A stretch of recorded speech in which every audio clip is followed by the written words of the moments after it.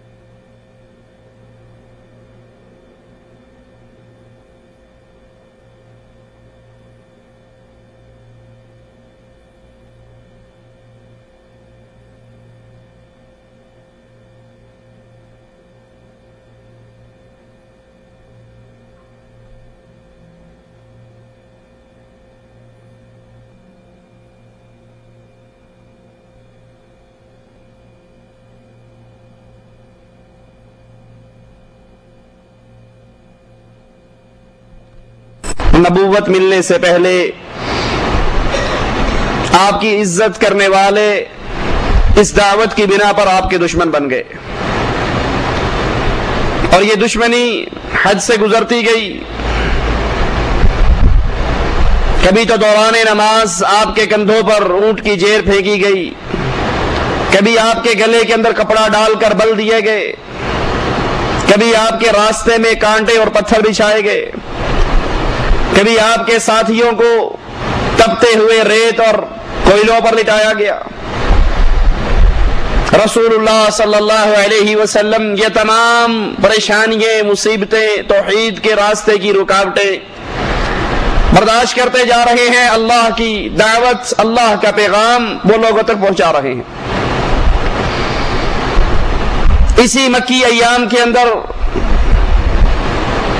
جب نوبت یہاں تک پہنچ جاتی ہے کہ کفار مکہ اللہ کے نبی علیہ الصلوۃ والسلام کے قتل کی پلاننگ شروع کر دیتے ہیں، اللہ عز و جل اپنے نبی علیہ الصلوۃ والسلام کو مزید اپنی نشانیاں دکھانے کے لیے آسمانوں پر بلاتا ہے، آپ کو معراج کروائی جاتی ہے۔ اب اس معراج کے حوالے سے بھی ہمارے ملکوں کے اندر، انڈیا پاکستان کے اندر بڑے عجیب و غریب قسم کے واقعات، بڑے عجیب و غریب قسم کے عقائد بڑے مشہور ہیں۔ جو ہی رجب کا مہینہ آتا ہے، من گھڑت مسائل، من گھڑت عقیدے، من گھڑت اعمال، اس کا دروازہ کھل جاتا ہے۔ بلکہ پرسوں ہی کیو ٹیلی ویژن،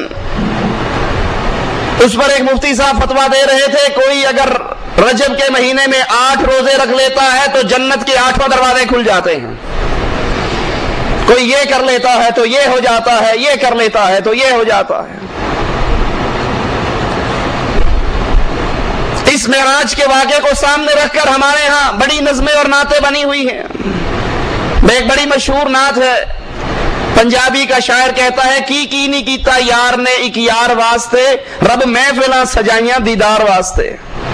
بالکل جیسے عاشق اور معشوق کی ملاقات ہوتی ہے، اس معراج کے سفر کو وہی صورت دے دی گئی ہے کہ عرش سجا رہے تھے، عرش سج رہا تھا، اللہ کے نبی جا رہے تھے اور اللہ نے اپنے نبی کے دیدار کے لیے یہ سارا معاملہ کروایا تھا، پاس بٹھا کر دیکھنا تھا کہ اللہ اپنے عرش پہ ہوتے ہوئے اپنی مخلوق کو نہیں دیکھ رہا۔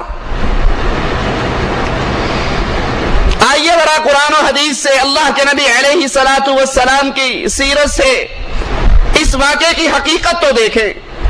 اللہ کے نبی علیہ الصلوۃ والسلام ام ہانی کے گھر کے اندر آرام کر رہے، جبرائیل علیہ الصلوۃ والسلام آتے ہیں، براق سواری ان کے ساتھ ہے، جو خچر سے چھوٹی، گدھے سے بڑی، اللہ کے نبی علیہ الصلوۃ والسلام کو اس سواری پر بٹھایا جاتا ہے۔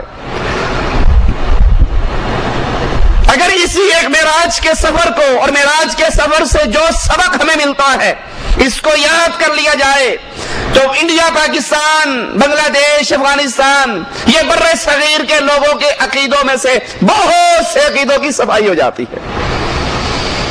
اللہ اللہ کے نبی صلی اللہ علیہ وسلم جو ہی براق پر بیٹھتے ہیں یہ جانور تھرتھراتا ہے، کانپتا ہے۔ نوریوں کا سردار ہے جبرائیل علیہ السلام، ساری نوری مخلوق کا سردار، یہ آگے بڑھ کر براق کی لگام کو تھام لیتا ہے۔ سوار کون ہے؟ بشر۔ خادم کون ہے؟ نوری۔ اگر نبی کو نوری اس لیے کہتے ہو کہ نوریوں کی شان زیادہ ہے تو ذرا ملاحظہ تو کرو، یہاں بشر سواری کر رہا ہے اور نوری غلامی کر رہا ہے۔ رسول اللہ صلی اللہ علیہ وسلم براق پر آپ کا سفر شروع ہوتا ہے، قرآن بیان کرتا ہے سبحان الذی اسری بعبدہ لیلا من المسجد الحرام، پاک ہے وہ اللہ جو لے گیا اپنے بندے کو مسجد حرام سے مسجد اقصی۔ اللہ کے نبی علیہ الصلوۃ والسلام مسجد اقصی میں پہنچتے ہیں، ابراہیم علیہ السلام، اسماعیل علیہ السلام، عیسیٰ، موسیٰ، آدم، نوح علیہ السلام انبیاء کا مجمع ہے۔ ایک روایت میں آتا ہے آپ پوچھتے ہیں یہ کون ہے؟ جواب ملتا ہے آپ سے پہلے گزرے ہوئے انبیاء ہیں، آپ نے ان کی امامت کروانی ہے، ان کو نماز پڑھانی ہے۔ اب سوچئے، غور کیجئے، آدم موجود ہے، نوح موجود ہے، ابراہیم موجود ہے، اسماعیل موجود ہے، یعقوب موجود ہے، یوسف موجود ہے، ادریس موجود، یہ انبیاء کا مجمع موجود ہے، لیکن جب محمد الرسول اللہ موجود ہو تو کسی اور کو جرت نہیں ہوتی وہ مصلی پہ کھڑا ہو جائے۔ سارے انبیاء کی جماعت رسول اللہ صلی اللہ علیہ وسلم نے کروائی تاکہ یہ دنیا یاد کر لے یہ نبی صرف آنے والوں کا امام نہیں، جانے والوں کا بھی امام ہے۔ یہ امتیوں کا ہی امام نہیں، یہ انبیاء کا بھی امام ہے۔ امام الانبیاء محمد الرسول اللہ صلی اللہ علیہ وسلم، آپ سے بڑا امام کوئی اور ہے؟ امام اعظم ہے، قائد اعظم ہے، رہبر اعظم ہے، رہنما اعظم ہے محمد الرسول اللہ صلی اللہ علیہ وسلم۔ اللہ کے نبی صلی اللہ علیہ وسلم سے امام اعظم کا لقب چھین کر ہم نے اپنے مولویوں کو دے رکھا ہے، ہمارا امام اعظم فلاں ہے، ہمارا امام اعظم فلاں ہے۔ حالانکہ امام اعظم سب سے بڑے امام، جو نبیوں کے بھی امام، امتیوں کے بھی امام، وہ صرف محمد رسول اللہ صلی اللہ علیہ وسلم۔ آپ جماعت کرواتے ہیں، آسمان کی طرف سفر شروع ہوتا ہے، پہلے آسمان پر پہنچتے ہیں، پہلے آسمان کا دربان جبرائیل علیہ الصلوۃ والسلام سے پوچھتا ہے آپ کے ساتھ کون ہے؟ جواب ملتا ہے محمد الرسول اللہ ہے صلی اللہ علیہ وسلم۔ پہلے آسمان پر پہنچے، جبرائیل کہتے ہیں اللہ کے نبی یہ آپ کے بابا آدم ہیں، ان کو سلام کیجئے۔ اللہ کے نبی حضرت آدم کو سلام کرتے ہیں۔ ذرا غور کرنا ایک ایک واقعے پر، ایک ایک نقطے پر۔ جبرائیل بتا رہے ہیں اللہ کے نبی یہ آدم ہے، سلام کیجئے۔ اللہ کے نبی سلام کہتے ہیں، آدم علیہ السلام کہتے ہیں وعلیکم السلام، مرحبا پیارے بیٹے اور پیارے نبی، نیک بیٹے اور نیک نبی۔ اللہ کے نبی صلی اللہ علیہ وسلم دیکھتے ہیں آدم علیہ السلام کے دائیں طرف بھی کچھ لوگ ہیں جن کو دیکھ کر آدم ہنستے ہیں، بائیں طرف کچھ لوگ ہیں جن کو دیکھ کر روتے ہیں۔ پوچھتے ہیں یہ کیا ماجرا ہے؟ جبرائیل بتاتے ہیں اللہ کے نبی جو آدم علیہ السلام کے دائیں طرف ہیں یہ وہ آدم کی اولاد ہے جو جنت میں جائے گی، ان کو دیکھتے ہیں خوش ہوتے ہیں، اور جو بائیں طرف ہیں یہ جہنمی ہے، ان کو دیکھتے ہیں تو روتے ہیں۔ اللہ کے نبی علیہ الصلوۃ والسلام پہلے آسمان سے دوسرے آسمان پر جاتے ہیں، رسول اللہ صلی اللہ علیہ وسلم، جبرائیل ساتھ ہے، آسمان کا فرشتہ سوال کرتا ہے، جبرائیل سے پوچھتا ہے آپ کے ساتھ کون ہے؟ وہی جواب ملتا ہے کہ محمد الرسول اللہ صلی اللہ علیہ وسلم میرے ساتھ ہے۔ اللہ کے نبی علیہ الصلوۃ والسلام دوسرے آسمان پر پہنچتے ہیں. حضرت عیسیٰ اور حضرت یحییٰ ان دونوں نبیوں سے اللہ کے نبی علیہ الصلوۃ والسلام کی ملاقات دوسرے آسمان پر ہوتی ہے. عیسیٰ علیہ الصلوۃ والسلام درمیانہ قد، سرخ و سفید رنگ، بال آپ کے کھڑے ایسے جیسے ابھی نہا کر آئے ہیں. آپ ان کو سلام کہتے ہیں، یہ آپ کا سلام کا جواب دیتے ہیں، مرحبا صالح نبی، صالح بھائی. رسول اللہ صلی اللہ علیہ وسلم تیسرے آسمان پر پہنچتے ہیں. حضرت یوسف علیہ الصلوۃ والسلام سے رسول اللہ صلی اللہ علیہ وسلم کی ملاقات ہوتی ہے. آپ انہیں سلام کہتے ہیں، اور اللہ کے یہ نبی یوسف، اللہ نے ان کو حسن اور خوبصورتی کا ایک بڑا وافر حصہ عطا کیا ہے. رسول اللہ صلی اللہ علیہ وسلم چوتھے آسمان پر پہنچتے ہیں. دربان آسمان کا جبرائیل علیہ السلام سے وہی باتیں دہراتا ہے، آپ وہی جواب دیتے ہیں. یہاں چوتھے آسمان پر رسول اللہ صلی اللہ علیہ وسلم کی ملاقات حضرت ادریس علیہ الصلوۃ والسلام سے ہوتی ہے. اللہ کے نبی پانچویں آسمان پر حضرت ہارون علیہ الصلوۃ والسلام سے ملاقات ہوئی. آپ نے سلام کہا، انہوں نے جواب دیا، مرحبا پیارے بھائی اور پیارے نبی. رسول اللہ صلی اللہ علیہ وسلم چھٹے آسمان پر پہنچتے ہیں، اور یہاں آپ کی ملاقات موسیٰ علیہ الصلوۃ والسلام سے ہوتی ہے. آپ سلام کہتے ہیں، حضرت موسیٰ جواب دیتے ہیں. جب اللہ کے نبی آگے بڑھتے ہیں تو موسیٰ علیہ الصلوۃ والسلام رونے لگ جاتے ہیں. جبرائیل علیہ الصلوۃ والسلام پوچھتے ہیں کیا ماجرا ہے؟ وہ کہتے ہیں یہ نبی مجھ سے بعد میں آنے والے، لیکن اس کی امت میری امت سے زیادہ ہوگی، اور اہل جنت کے اندر بھی اس کی امت کی تعداد باقی نبیوں کی امتوں سے زیادہ ہوگی. یہ سوچ کر میں خوشی سے میرے آنسو نکلتے ہیں. رسول اللہ صلی اللہ علیہ وسلم ساتویں آسمان پر پہنچتے ہیں. اللہ کے نبی علیہ الصلوۃ والسلام کی ملاقات حضرت ابراہیم علیہ الصلوۃ والسلام سے ہوتی ہے. ابراہیم بیت معمور جو فرشتوں کی مسجد ہے، اس کا ٹیک لگا کر بیٹھے ہوئے، یہ وہ مسجد ہے جس کے بارے میں رسول اللہ صلی اللہ علیہ وسلم نے فرمایا بیت معمور میں روزانہ 70,000 فرشتہ نماز پڑھتا ہے، لیکن سنو، جو فرشتہ ایک نماز پڑھ لیتا ہے دوبارہ قیامت تک اس کا نمبر ہی نہیں آتا. اتنی بڑی تعداد اللہ کے فرشتوں کی. ابراہیم علیہ الصلوۃ والسلام، جبرائیل کہتے ہیں اے نبی یہ آپ کے باپ ابراہیم ہیں، ان کو سلام کیجئے.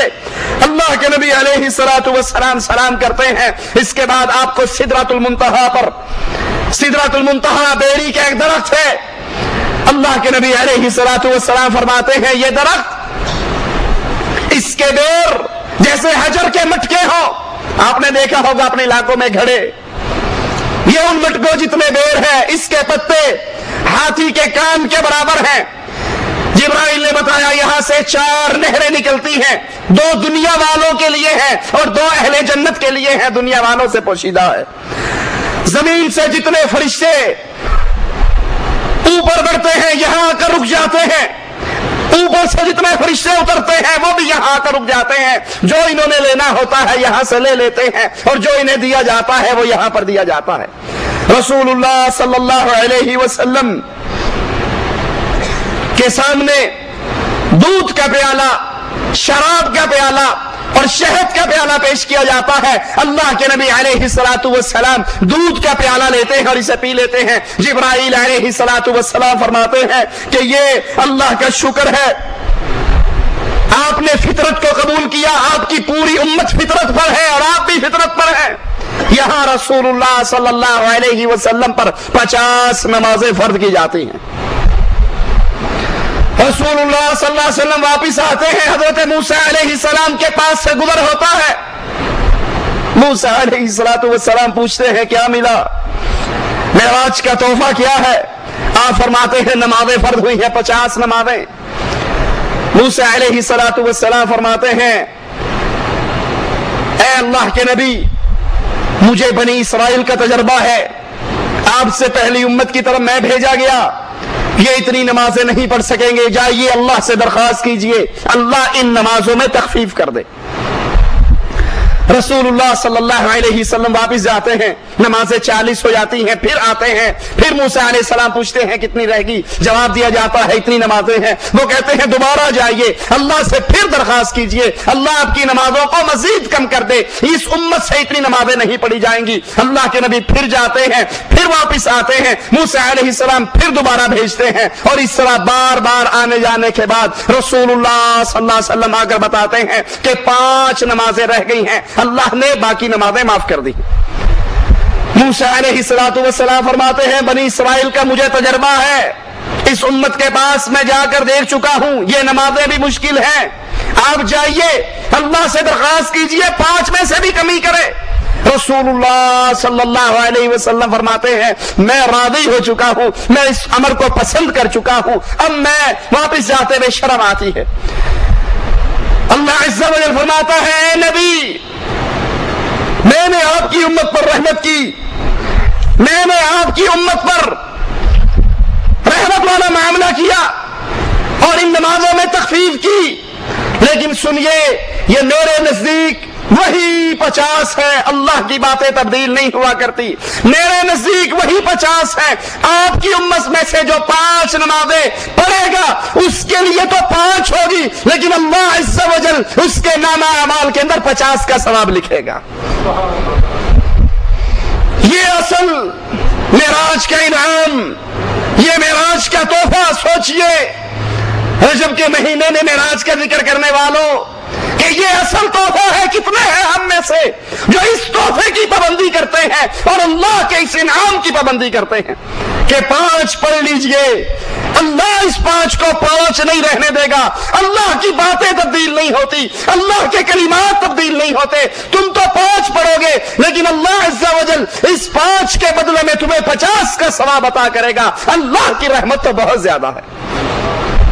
اسی موقع پر اللہ عز و جل نے اپنے رسول علیہ السلام کو یہ خوشخبری بھی سنائی، آپ کی امت میں سے جو انسان بغیر شرک کیے میرے پاس آئے گا اس کے گناہ کتنے ہوں، ایک شرک نہ ہونے کی وجہ سے میں اس کے سارے گناہوں کو معاف کر دوں گا،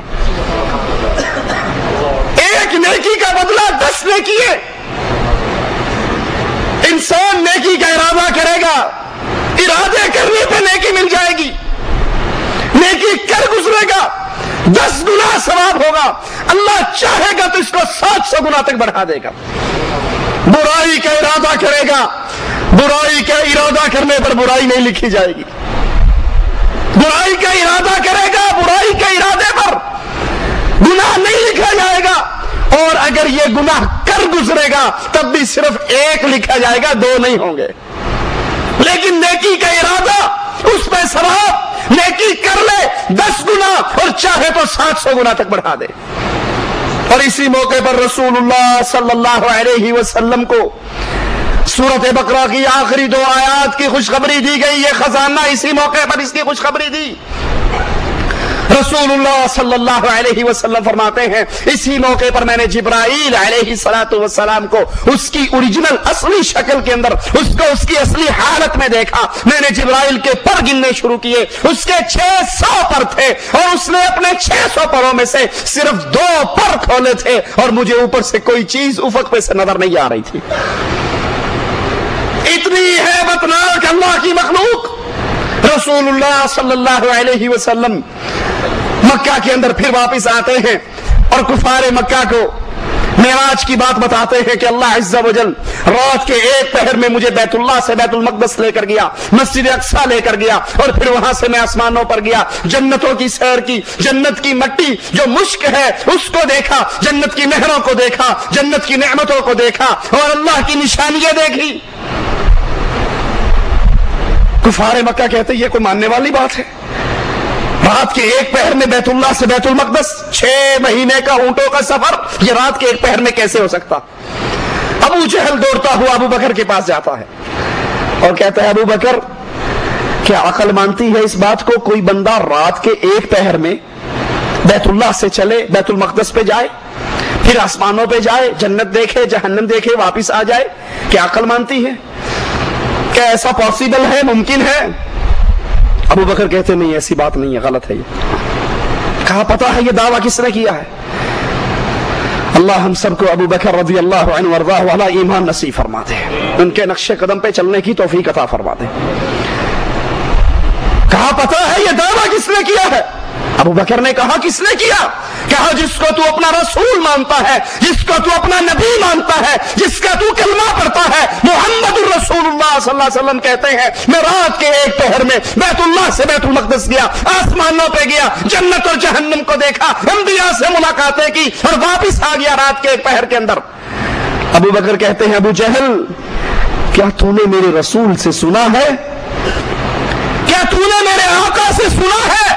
کہا ہاں، مجھے آ کر بتایا، میں نے سنا ہے، تیرا نبی یہ کہتا ہے۔ کہا پھر ابو جہل سن لے، اللہ کی قسم کھا کر کہتا ہوں محمد جو کہتے ہیں سچ کہتے ہیں صلی اللہ علیہ وسلم۔ ابو جہل حیران، کہتا ہے ابو بکر عقل مانتی ہے؟ کہا عقل مانے نہ مانے ابو بکر کا ایمان مانتا ہے، محمد جو کہتے ہیں سچ کہتے ہیں، اس کے ہونٹوں سے جھوٹ نکلا نہیں کرتا۔ کیا یہ ایمان میرا اور آپ کا بھی ایمان ہے کہ اللہ کے نبی کی حدیث میرے اور آپ کے کام سے ٹکرا جائے اور میں کہوں اللہ کے نبی نے جو کہا سچ کہا، ساری دنیا سے ٹکر لی جا سکتی ہے، عقل میں بات آئے یا نہ آئے، عقل کی بات غلط ہو سکتی ہے لیکن محمد کی زبان کے جملے جھوٹ نہیں ہو سکتے صلی اللہ علیہ وسلم۔ کفار مکہ کہتے ہیں اچھا ٹھیک ہے، بخاری و مسلم میں یہ حدیث موجود ہے، اگر آپ کہتے ہو کہ ہم بیت المقدس میں گئے تو بتاؤ بیت المقدس کے دروازے کتنے ہیں، بیت المقدس کی کھڑکیاں کتنی ہیں، بیت المقدس کے حلیے کے بارے کے اندر کفار سوال کرنا شروع کر دیتے ہیں۔ محمد الرسول اللہ صلی اللہ علیہ وسلم وہ نبی جس پر اللہ وحی اتار دیتا ہے تو نبی بتا دیتے ہیں، اور اگر اللہ وحی نہ اتارے تو نبی کو پتا، عالم الغیب تو صرف ایک اللہ ہے، فلا یظہر علی غیبہ احدا الا من ارتضی من رسول، اللہ اپنی غیب کی بات کسی کو نہیں بتایا کرتا سوائے اپنے نبیوں کو، جس کو چاہتا ہے جو چاہتا ہے بتا دیتا۔ اللہ کے نبی علیہ الصلوۃ والسلام فرماتے ہیں یہ سنتے ہی ان کے یہ سوالات سن کر مجھے اتنا غم اور دکھ ہوا، اتنا دکھ ہوا کہ اتنا دکھ مجھے پہلے کبھی نہیں ہوا کہ میں نے تو خود کہا میں بیت المقدس ہو کر آیا، اب یہ پوچھتے ہیں دروازے کتنے ہیں، کھڑکیاں کتنی ہیں، اور مجھے تو علم نہیں ہے۔ مجھے اس بات کا بڑا صدمہ ہوا، اللہ عز و جل نے اپنی قدرتوں کے ساتھ سارے پردے ہٹا کر بیت المقدس کو میرے سامنے کر دیا۔ میں بیت المقدس کو دیکھ رہا تھا، کفار سوال کر رہے تھے اور ان کے سوالوں کا جواب میں دیتا رہا۔ محمد الرسول اللہ صلی اللہ علیہ وسلم جب تک اللہ نے ان پردوں کو نہیں ہٹایا، آپ کے سامنے بیت المقدس کو نہیں کیا، آپ کو کچھ علم نہیں۔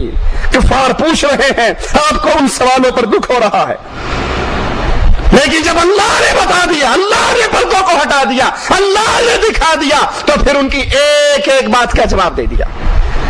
رسول اللہ صلی اللہ علیہ وسلم سے پوچھا گیا اے اللہ کے پیارے نبی کیا آپ نے اللہ کو دیکھا ہے؟ یہی نعتیں چلتی ہیں نا، کی نہیں کیتا یار نے کی یار واسطے، رب محفلاں سجائیاں دیدار واسطے، یہ تو ساری ملاقات ہی دیدار کے لیے تو آئے تھے۔ حفاظت قرآن منتظر عباس نقوی شیعہ کی کتاب ہے، وہ تو اس سے آگے کہتا ہے جب معراج ہوئی اللہ کے نبی عرش پہ پہنچے تو پھر وہاں پردہ پڑا ہوا تھا۔ اللہ نے پوچھا یہ پردہ، رسول اللہ صلی اللہ علیہ وسلم نے پوچھا یہ پردہ کیسا ہے؟ تو پردہ ہٹا دیا گیا، پیچھے سے حضرت علی نمودار ہو گئے۔ کہا تجھے معراج پہ بلایا ہی اس لیے تاکہ علی کی ولایت تجھے سمجھا دی جائے۔ اللہ کے نبی سے سوال ہوتا ہے آپ نے اللہ کو دیکھا، آپ نے اللہ کا دیدار کیا؟ رسول اللہ صلی اللہ علیہ وسلم نے فرمایا، صحیح مسلم کے اندر کتاب الایمان میں یہ روایت موجود ہے کہ میں نے تو نور کو دیکھا، اور اللہ کا حجاب، اللہ کا پردہ بھی نور ہے۔ اللہ اگر نور کے پردوں کو ہٹا دے تو اللہ کے چہرے کے نور سے جہاں تک نگاہ جائے ہر چیز جل کر راکھ ہو جائے۔ اللہ کی ایک تجلی احد پہاڑ طور پہاڑ برداشت نہیں کر سکا. اس دنیا کا انسان دنیا کے جسم کے ساتھ دنیا کی آنکھوں کے ساتھ اپنے رب کا دیدار نہیں کر سکتا. ہاں جب قیامت کا دن ہوگا جنتی جنت میں جائیں گے تو رسول اللہ صلی اللہ علیہ وسلم نے فرمایا تم اپنے اللہ کا دیدار ایسے کرو گے جیسے 14ویں کے چمکتے ہوئے چاند کو دیکھتے. حضرت عائشہ رضی اللہ تعالی عنہا فرماتی ہے جس نے یہ کہا کہ رسول اللہ صلی اللہ علیہ وسلم نے اللہ سے ملاقات کی, اللہ کا دیدار کیا, اللہ کو دیکھا, فقد کذب علی النبی, اس نے محمد رسول اللہ پر جھوٹ بولا. یاروں نے تو عقیدے گھڑ لیے. غوث علی شاہ قلندر قادری تذکرہ غوثیہ میں لکھتا ہے اللہ کے نبی نے جبرائیل سے پوچھا وہی عرش پہ سے کس پہ سے لے کر آتے ہو, کون دیتا ہے؟ کہا کبھی دیکھا نہیں. کہا اب جاؤ تو ذرا دیکھنا. جبرائیل گئے, عرش پہ پہنچے, پردہ ہٹا کر دیکھا تو خود محمد رسول اللہ بیٹھے ہوئے تھے. نعوذ باللہ تعالی اللہ عما یقولون. اور یہاں حضرت عائشہ کہتی ہے جس نے یہ کہا اللہ کے نبی نے اللہ کو دیکھا, معراج کے سفر میں عرش پہ گئے, اللہ کا دیدار ہوا, کی نہیں کیتا یار نے ایک یار واسطے, یہ محفلیں سجی ہیں دیدار واسطے. فقط کذب علی النبی, وہ محمد پر جھوٹ بولتا ہے صلی اللہ علیہ وسلم. کچھ لوگ کہتے ہیں یہ معراج خام میں ہوا, یہ روحانی ہوا, یہ جسمانی معراج نہیں. غلط ہے یہ بات. رسول اللہ صلی اللہ علیہ وسلم کو معراج جسمانی ہوا. قرآن حکیم بیان کرتا ہے وَالنَّجْمِ إِذَا هَوَى, تارے کی قسم جب غائب ہونے لگے, مَا ضَلَّ صَاحِبُكُمْ وَمَا غَوَى, تمہارے ساتھی یعنی محمد صلی اللہ علیہ وسلم نہ رستہ بھولے ہیں نہ بھٹکے ہیں, وَمَا يَنْطِقُ عَنِ الْهَوَى, اور یہ جو تمہارے رسول علیہ الصلوۃ والسلام ہیں یہ اپنی خواہش سے کوئی بات نہیں کرتے. إِنْ هُوَ إِلَّا وَحْيٌ يُوحَى, یہ تو آسمان سے جو وحی آتی ہے اس وحی کو ہی آگے بیان کرتے ہیں. یہ وہی بات کہتے ہیں جو اس پر وحی کی جاتی ہے. عَلَّمَهُ شَدِيدُ الْقُوَى, ان کو نہایت طاقت والے فرشتے نے, نہایت قوت والے فرشتے نے تعلیم دی ہے. ذو مرۃ فاستوى, وہ بڑی طاقت والا ہے. وهو بالافق الاعلى, جس وقت وہ آسمان کی ایک طرف اونچی جگہ کے اندر تھا. ثم دنا فتدلى, تو وہ اپنی اصلی صورت کے اندر سارا کا سارا نبی صلی اللہ علیہ وسلم کے سامنے آ کر کھڑا ہو گیا. اللہ کے نبی نے فرمایا سدرۃ المنتہا کے مقام پر جا کر میں نے جبرائیل کو اس کی اوریجنل شکل میں دیکھا جس کے جسم کے 600 پر تھے. مالک بھی کہتا ہے ثم دنا فتدلى, پھر وہ اپنی اصلی صورت میں سارا کا سارا اللہ کے نبی صلی اللہ علیہ وسلم کے سامنے آ کر کھڑا ہوا, پھر قریب ہوا, ان کی طرف جھکا. فَكَانَ قَابَ قَوْسَيْنِ أَوْ أَدْنَى, اللہ کے نبی اور جبرائیل کے درمیان صرف 2 کمانوں کے برابر یا اس سے بھی کم فاصلہ رہ گیا. کہنے والے کہتے ہیں یہاں سے مراد اللہ ہے کہ اللہ رسول اتنے قریب ہوئے کہ 2 کمان کا فاصلہ رہ گیا. جھوٹ بولتے ہیں یہ کہنے والے. اور محمد رسول اللہ کی سچی حدیث ہے, صحیح مسلم ہے, کتاب الایمان ہے. آپ فرماتے ہیں اللہ کا حجاب نور ہے, اگر اللہ اپنے حجاب کو نور کے پردوں کو ہٹا دے تو جہاں تک نگاہ جائے مالک کے نور سے ہر چیز جل کر خاک ہو جائے. فَأَوْحَى إِلَىٰ عَبْدِهِ مَا أَوْحَى, تو پھر جبرائیل علیہ الصلوۃ والسلام اللہ کے نبی کے قریب ہوئے. اس وقت اللہ نے اپنے بندے پر جو وحی بھیجنی چاہی بھیجی. مَا كَذَبَ الْفُؤَادُ مَا رَأَىٰ, جو کچھ رسول اللہ صلی اللہ علیہ وسلم نے دیکھا دل نے اسے جھوٹ نہ جانا. أَفَتُمَارُونَهُ عَلَىٰ مَا يَرَىٰ, تو کیا جو کچھ وہ دیکھتے ہیں تم اس کے بارے میں ان سے جھگڑا کرتے ہو. رسول اللہ صلی اللہ علیہ وسلم اپنے جسم کے ساتھ گئے, آپ کو جسمانی معراج ہوئی, اللہ کے نبی نے انبیاء سے ملاقات کی, اور یہ آپ کا معجزہ تھا, محمد رسول اللہ صلی اللہ علیہ وسلم کا معجزہ. کیونکہ قرآن نے تو پہلے ہی بتا دیا تاکہ ہم اپنے رسول کو مزید نشانیاں دکھائیں, مزید اپنی نشانیاں اس کے سامنے وا کر دیں. سننے کو تو یہ قصہ, بتانے کو یہ قصہ, لیکن یہ قصہ نہیں ہے. آئیے غور کیجئے یہ ہمیں سبق کیا دیتا ہے, یہ ہمیں درس کیا دیتا ہے, یہ ہمیں تعلیم کیا دیتا ہے. عقیدے کے وہ کون سے الجھے ہوئے مسائل ہیں جن کو واقعہ معراج کھول کے رکھ دیتا ہے. سب سے پہلا سبق معراج کا سبحان الذی اسرا بعبدہ، غور کیجئے اس لفظ پر، پاک ہے وہ اللہ، اسرا جو لے گیا، بعبدہ بنورہ نہیں، جو اپنے نور کو نہیں لے کر گیا، بعبدہ جو اپنے بندے کو لے کر گیا۔ معراج کی یہ آیات ہمیں کھول کر بتا رہی ہے محمد الرسول اللہ نور من نور اللہ نہیں ہے۔ الصلاۃ والسلام علیکہ یا نور من نور اللہ کہنے والے اللہ پر بہتان باندھتے ہیں، اللہ کی ذات میں شرک کرتے ہیں۔ مالک تو کہتا ہے بعبدہ، میں اپنے بندے کو لے کر گیا۔ اسی لیے رسول اللہ صلی اللہ علیہ وسلم نے فرمایا لا تطرونی کما اطرت النصارى، میری شان کو ایسے نہ بڑھا دینا جیسے عیسائیوں نے غلو کیا حضرت عیسیٰ کی شان میں۔ عیسیٰ اللہ کے بندے تھے، انہوں نے اللہ کا بیٹا بنا دیا۔ انا عبد اللہ، میں اللہ کا بندہ ہوں، میں اللہ کا رسول ہوں، تم بھی مجھے اللہ کا بندہ کہو، اللہ کا رسول کہو، نور من نور اللہ نہ کہو۔ پہلا مسئلہ معراج سے ثابت ہوا، ان آیات سے ثابت ہوا کہ اللہ کے نبی صلی اللہ علیہ وسلم اللہ کے بندے تھے، اللہ کا نور نہیں تھے۔ دوسری بات، رسول اللہ صلی اللہ علیہ وسلم معراج کا یہ واقعہ ہمیں سبق دیتا ہے کہ اللہ کے نبی حاضر ناظر نہیں تھے۔ جو کہتے ہیں نا دم بدم پڑھو درود، حضرت بھی ہیں یہاں موجود، بکواس کرتے ہیں، جھوٹ بولتے ہیں۔ ان مولویوں کو معراج کا یہ واقعہ سناؤ، مان لیتے ہیں۔ اگر تم کہتے ہو طاہر القادری صاحب کے پاس بھی رسول اللہ آئے، مولوی زکریا صاحب کے پاس بھی صوفی اقبال ان کے شاگرد نے لکھا بہجت القلوب کے اندر کہ اللہ کے نبی آئے، فضائل حج اور فضائل درود سن کر گئے۔ اگر تم کہتے ہو الیاس قادری کے ملتان کے اجتماع میں رسول اللہ صلی اللہ علیہ وسلم آتے ہیں، تو انہیں بتاؤ معراج کے واقعے میں تم نے سنایا سارے انبیاء موجود تھے، لیکن آدم، عیسیٰ، موسیٰ، ابراہیم علیہم السلام کے ہوتے ہوئے مصلی امامت پہ کوئی اور نہیں چڑھ سکا کیونکہ محمد رسول اللہ موجود تھے۔ اگر تمہارے جلسے کے اندر بھی رسول اللہ آتے ہیں، میلاد کے اندر کرسی سجتی ہے، تو تقریر کرنے کے لیے طاہر القادری کیوں بیٹھتا ہے؟ نماز پڑھانے کے لیے الیاس قادری کیوں آگے ہوتا ہے؟ اگر محمد موجود ہو تو ابراہیم جماعت نہیں کرواتے، محمد امام اعظم بنتے ہیں صلی اللہ علیہ وسلم۔ لیکن تمہارے جلسے میں تم سے بڑا گستاخ اور کون ہوگا؟ دعویٰ کرتے ہو آگے تاج والے، دم بدم پڑھو درود، حضرت بھی ہے یہاں موجود، تقریر تمہارا مولوی کرتا ہے، جماعت تمہارا مولوی کرواتا ہے، بیان تمہارا مولوی کرتا ہے، سٹیکر چھپے ہوئے ہم نے اپنی آنکھوں سے دیکھے پاکستان میں، سنا ہے ہر عاشق کے گھر تشریف لاتے ہو، ہمارے گھر میں بھی ہو جائے چراغاں یا رسول اللہ۔ اللہ کے نبی حاضر ناظر ہے جب چاہتے ہیں۔ مقالات قاسمی کے اندر سید کاظمی، احمد سعید کاظمی ملتان والا بابا، وہ اپنی کتاب کے اندر لکھتا ہے اللہ کے نبی ہر وقت ہر جگہ پہ حاضر ہے، ناظر ہے، رحمت پہنچاتے ہیں، پہنچانے کی طاقت رکھتے ہیں، ہر کسی کا حال جانتے ہیں، ہر طرح کی قدرتوں کے مالک ہیں۔ پھر بتاؤ معراج پہ براق کیوں آیا تھا؟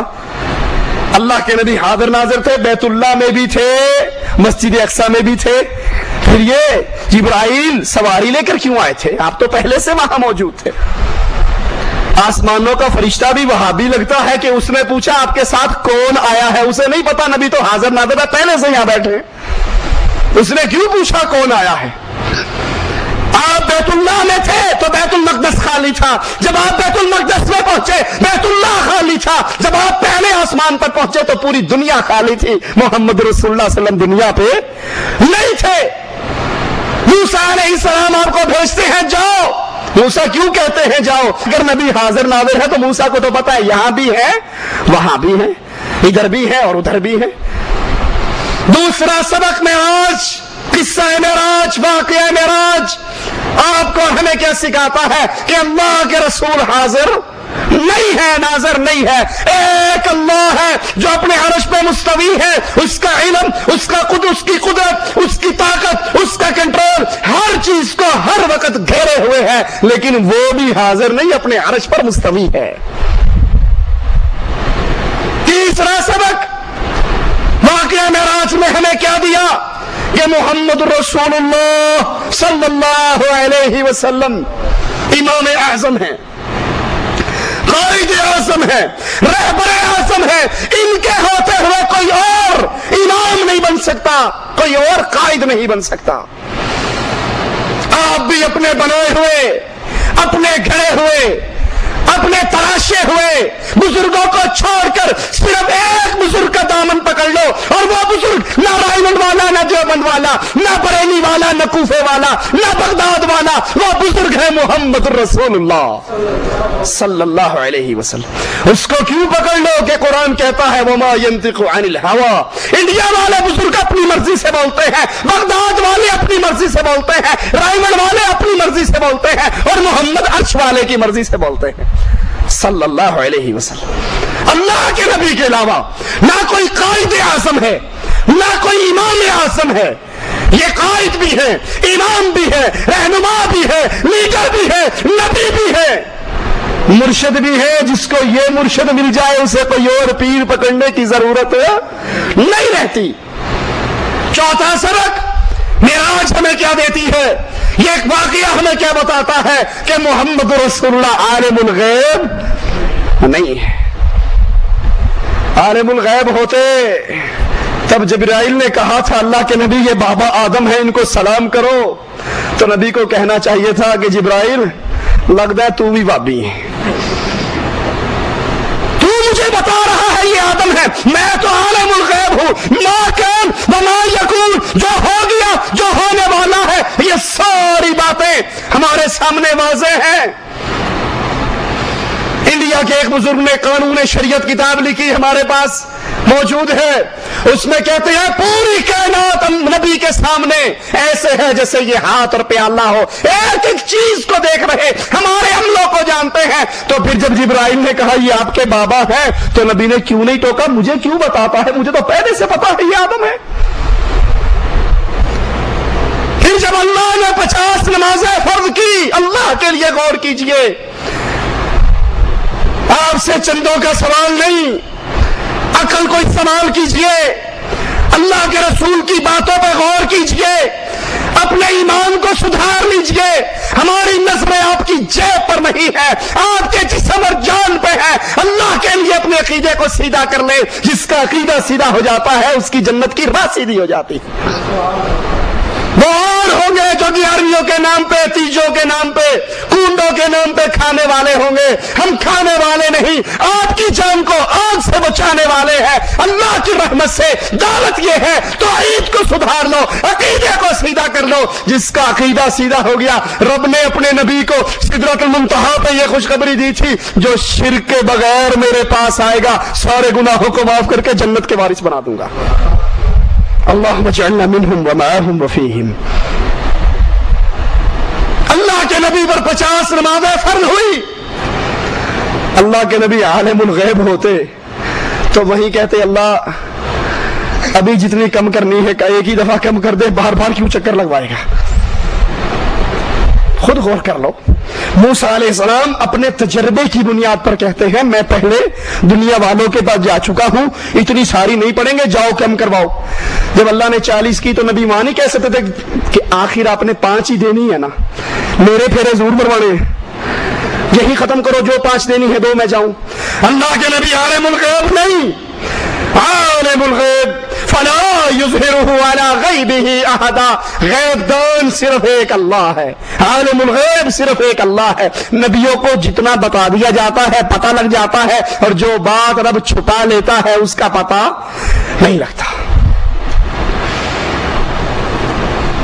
ایک اور سبق اس واقعہ معراج سے ہمیں ملتا ہے کہ رسول اللہ صلی اللہ علیہ وسلم اللہ کا دیدار نہیں کرتے، عرش پہ نہیں پہنچتے، عرش پہ پاؤں نہیں رکھتے، بلکہ وہ سدرۃ المنتہا سے اوپر جہاں تک مالک نے چاہا وہ لے گیا، اور پھر صرف نور کو، اللہ کے نور کے حجاب کو دیکھا اور واپس آ گئے۔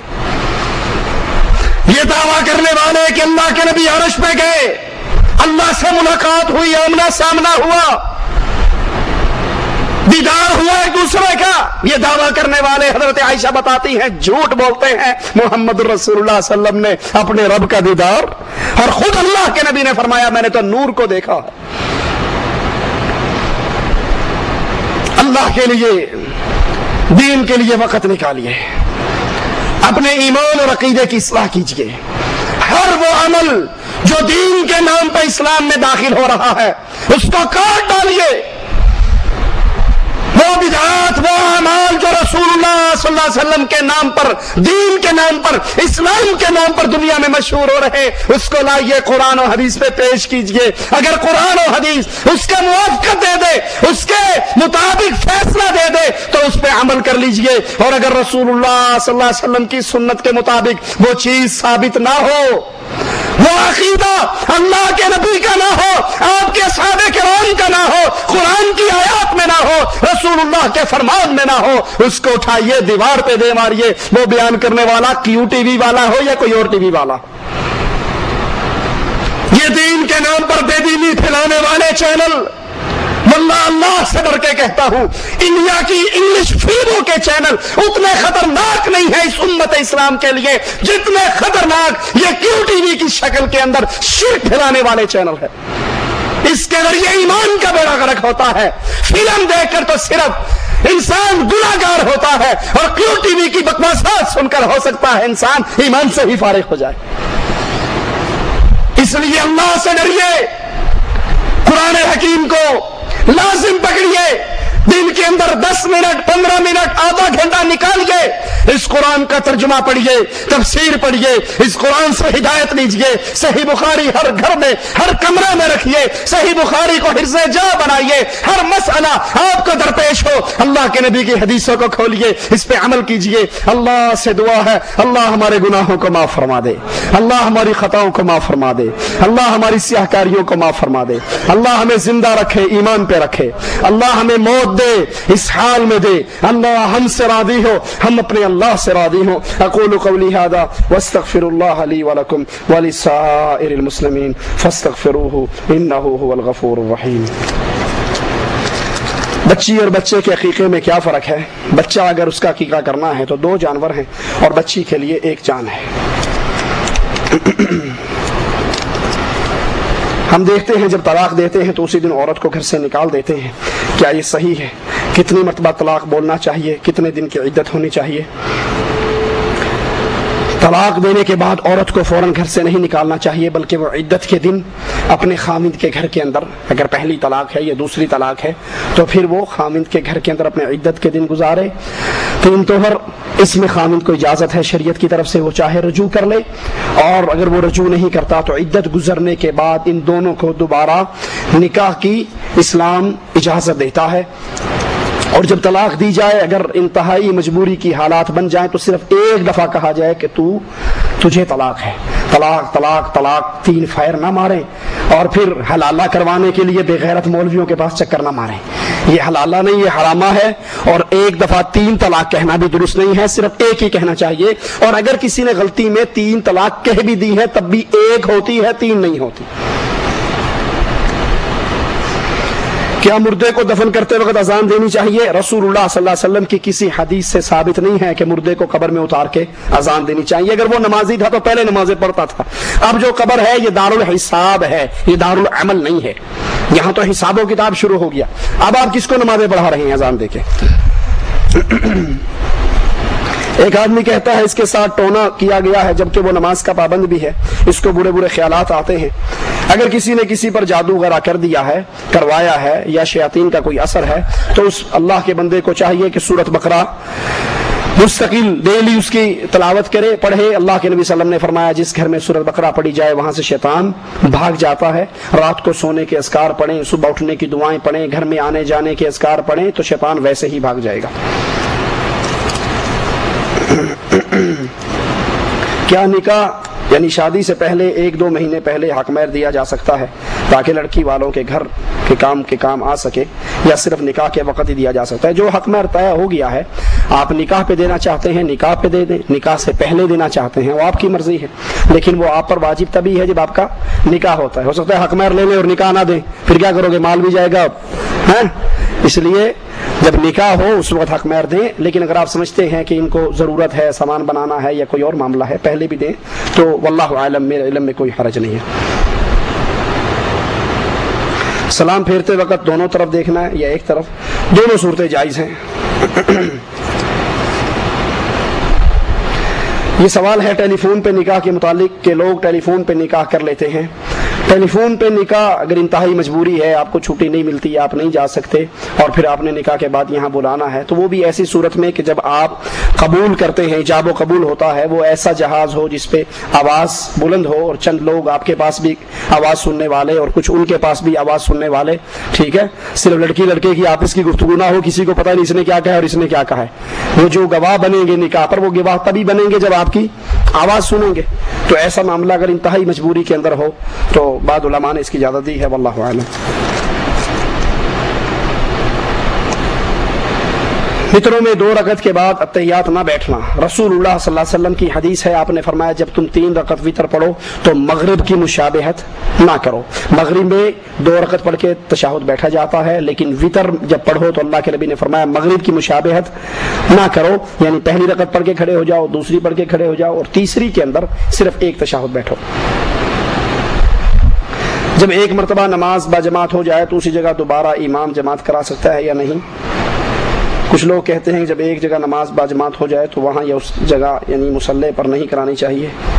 یہ بنائی ہوئی باتیں ہیں, کوئی ایسی بات نہیں ہے. اگر آپ آئے ہیں اور جماعت ہو چکی ہے, اس کو روٹین نہ بنائیں نماز سے تاخیر ہونا, لیکن اگر کبھی تاخیر ہوگی, آپ آ گئے, نماز کا سلام پھر گیا اور آپ کے ساتھ 2-4 ساتھی ہیں, تو آپ کھڑے ہو کے جماعت کرا سکتے ہیں. حدیث میں آتا ہے ایک صحابی آئے اور نماز کا وقت گزر گیا تھا, تو اللہ کے نبی صلی اللہ علیہ وسلم نے فرمایا کون ہے, نماز کا وقت نہیں, نماز ہو چکی تھی, سلام پھر چکا تھا, جماعت ختم ہو گئی تھی, آپ نے فرمایا کون ہے جو اپنے بھائی پر صدقہ کرے, ٹھیک ہے, تو اس مسجد میں جماعت تو ہو چکی تھی, پھر آپ نے دوسری جماعت کا حکم کیوں دیا؟ واللہ اعلم. سبحانک. جی اگر اجازت دے تو جی جی سوال کرتا ہوں عقیدے سے. ہاں جی. سوال میرا یہ ہے کہ جب بھی آپ نے ابھی فرمایا کہ نبی کریم صلی اللہ علیہ وسلم نے بیت المقدس میں سارے انبیاء علیہ السلام کو نماز پڑھائی, الحمدللہ میرا عقیدہ ہے, مگر جو نیورو کہنے والے لوگ ہمیں یہ کہتے ہیں کہ آپ کہتے جو دنیا سے چلا گیا اس زمین پہ آتا ہی نہیں, تو نبی کریم صلی اللہ علیہ وسلم نے سارے السلام کو بیت المقدس میں نماز کیسے پڑھائے, سارے وسلم کیسے, تو اس کی تھوڑی سی وضاحت کیجیے تاکہ شک شبہ دور ہو جائے. جزاک اللہ خیر. بھائی نے سوال کیا کہ اللہ کے انبیاء سارے بیت المقدس میں اکٹھے ہوئے اور آپ نے وہاں پر سارے انبیاء کو نماز پڑھائی, تو قرآن و حدیث تو یہ کہتا ہے جو مر کے چلا گیا وہ دوبارہ اس دنیا پہ نہیں آتا. تو یہ معجزہ ہے, یہ اللہ کے نبی صلی اللہ علیہ وسلم کا معجزہ ہے, اور معجزہ وہ ہوتا ہے جو عقل میں نہ آئے, جو عام روٹین نہ ہو, جو کام آؤٹ آف روٹین ہو اس کو معجزہ کہتے ہیں. موسیٰ علیہ السلام نے لاٹھی پھینکی, اب لاٹھی ہے لیکن وہ اژدہا بن گئی. اب یہ بات عام روٹین میں نہیں ہے, ہر بندہ لاٹھی پھینک کے اس کو اژدہا نہیں بنا سکتا, اسی اژدہے کو پکڑا وہ پھر لاٹھی بن گئی. تو تمام انبیاء کا وہاں پر اکٹھا ہونا اور آپ صلی اللہ علیہ وسلم کا نماز پڑھانا یہ معجزہ ہے, اور اللہ کے نبی کو جتنے معجزے دیے گئے اہل سنت والجماعت ان تمام معجزوں پر اپنا ایمان رکھتے ہیں. یہ معجزہ ہے, روٹین کی بات نہیں. آپ جو کہتے ہو کہ ہر جمعرات کو آتے ہیں کھیرے کھا کر جاتے ہیں, یہ تو آپ نے روٹین بنائی ہے, ٹھیک ہے. انبیاء کا معجزہ ہے, عیسیٰ علیہ السلام کو معجزہ دیا, مر جاتا, وہ مردے کو کہتے قم باذن اللہ, اللہ کے حکم سے کھڑا ہو, وہ کھڑا ہو جاتا. یہ انبیاء کے معجزے ہیں. انبیاء کے معجزے اور چیز ہیں اور روٹین کی باتیں اور چیز ہیں. واللہ اعلم.